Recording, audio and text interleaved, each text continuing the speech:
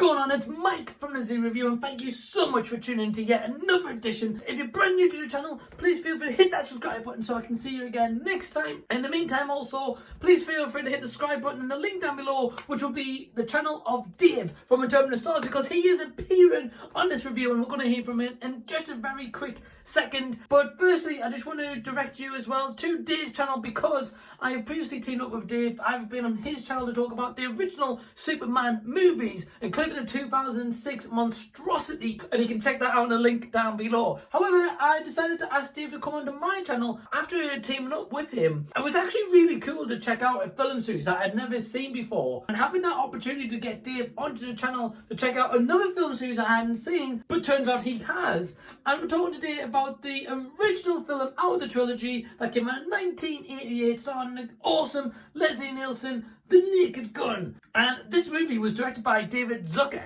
Now, the only film I'd seen of David Zucker's before checking out this one was a film called BASEketball, which is awesome. If you've not checked out that film, highly recommended. But yeah, this movie was really intriguing to me because I don't know personally a lot about Leslie Nielsen and the career that he's created in Hollywood. He's such a big, well-known actor.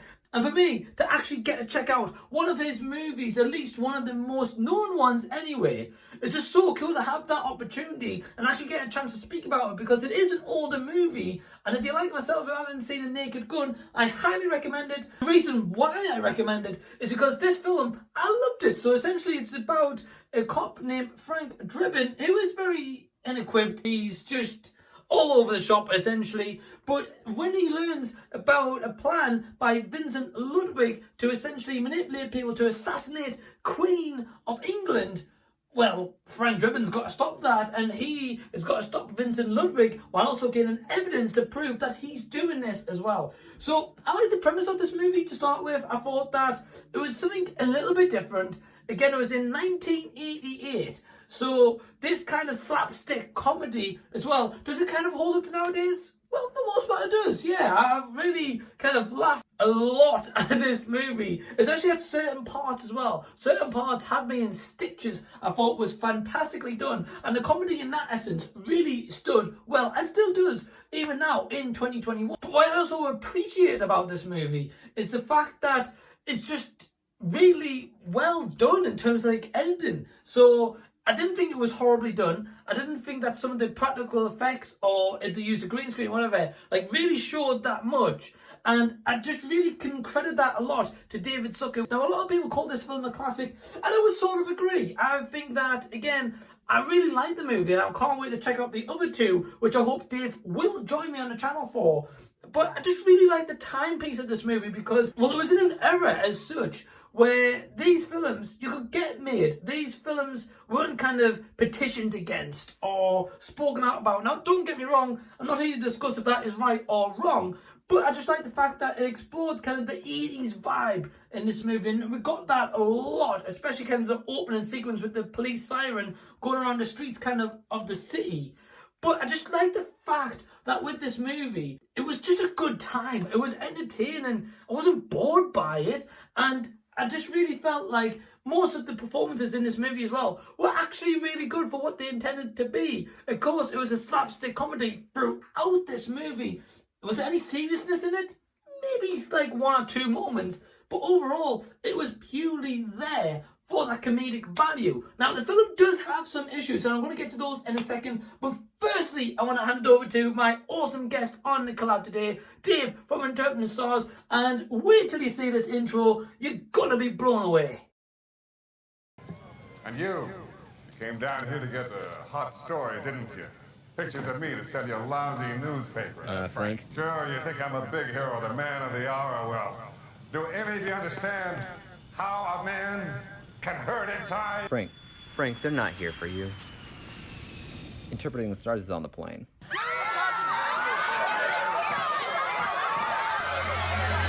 Here's the review.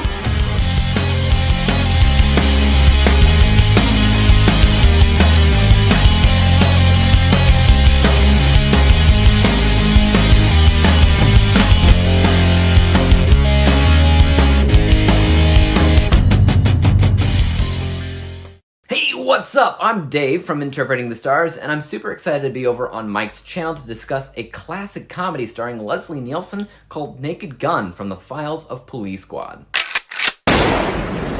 Frank Drebin is a special officer in Police Squad, which is a branch of the local police department that specializes in unique cases. This time around, a plot involving the assassination attempt of the Queen of England is at stake, which proves to be even more difficult when the man behind it all is capable of brainwashing anybody to become an assassin for him. Frank must work his way through hilarious insanity to foil this assassination attempt. First of all, even though I've seen this movie a few times in the past, I actually never knew that it was an adaptation of a very short-lived TV show called Police Squad, which only lasted 6 episodes and still starred Leslie Nielsen. Knowing that, I feel the need to go find it and watch it, because I've always been a fan of Leslie Nielsen in general, who I consider to be the king of parody. Nowadays, people have downright forgotten how to properly do this kind of humor. They've mixed the lines between parody and spoof, which are supposed to be two entirely different things, and it's just become a lost art. What we have now is rarely funny. Just look at the Scary Movie franchise, which often used pop culture references and celebrity impressions, all of which are overused, and what they end up with is it's not funny at all. A true parody doesn't need to use pop culture references or celebrity impressions at all. A true parody needs to make fun of an idea, genre, subgenre, trope, and that's what Police Squad does. This more or less makes fun of police tropes. Almost nothing in the film relies on pop culture references. I mean, sure, they are there, but if you don't pick up on them, and I'm pretty sure I didn't pick up on most of them, the comedy still works out because the primary sense of humor was all about tropes. Can I offer you a nightcap? No, I don't wear them. Come on, that's pure Leslie Nielsen for you. When you use pop culture references or celebrity impressions, you end up with a film that, at the most, can only be appreciated for maybe 3 to 5 years before things that they reference become irrelevant. I'm surprised that the things that they do in Naked Gun, for the most part, are ageless jokes that people can relate to even to this day.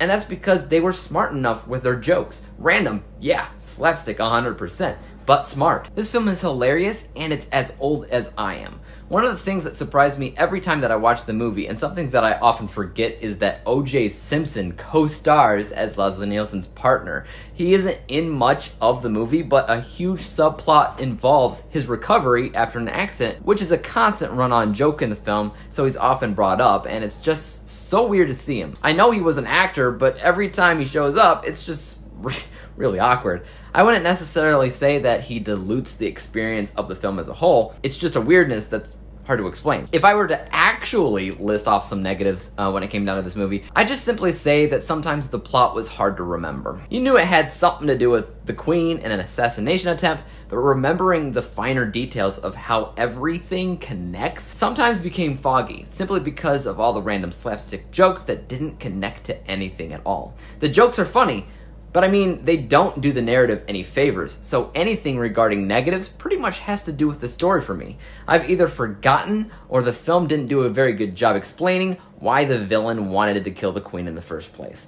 Another negative that I suppose I could mention is that this type of humor, unfortunately, is so much of a dying breed nowadays that the film feels old. It does. Because movies just aren't made with this kind of humor anymore. They haven't been made for decades. And asking myself if I'd want them to do humor like this in our modern world, I'm not so sure. The past works in the past, and anything they do nowadays wouldn't feel the same. So I'm not sure. It's definitely a bittersweet feeling for me, but regardless, this is definitely a fun movie for what it is. And if you haven't seen it, it's one that I definitely recommend in an instant. Let's go ahead and find out what I scored it. To remain as fair as possible, I try to score a movie 2 different ways. By purely looking at what technically makes it great or not, and from a biased perspective, purely looking at how the film makes me feel. And then I combine those 2 scores to find an overall average score. From a technical perspective, that's not what this film is all about. I mean, you're not going to be looking at this movie and saying, oh boy, great cinematography, great editing, great visuals, great makeup, costume, whatever. It's a fairly standard film when it comes down to what it does on a technical level. So this score is not going to be very high at 68%.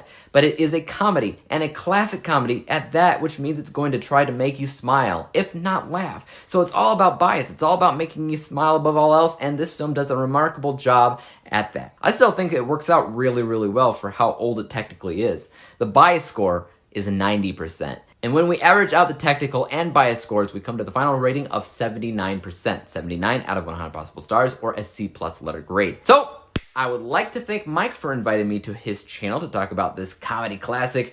I'm looking forward to watching the sequels, both of which I remember very, very little about. If you're interested, I'm sure Mike left my channel link in his description box, but you can also just search for Interpreting the Stars. I should come right up. But without further ado, I'll send it back to Mike to finish out his thoughts on The Naked Gun from the files of Police Squad.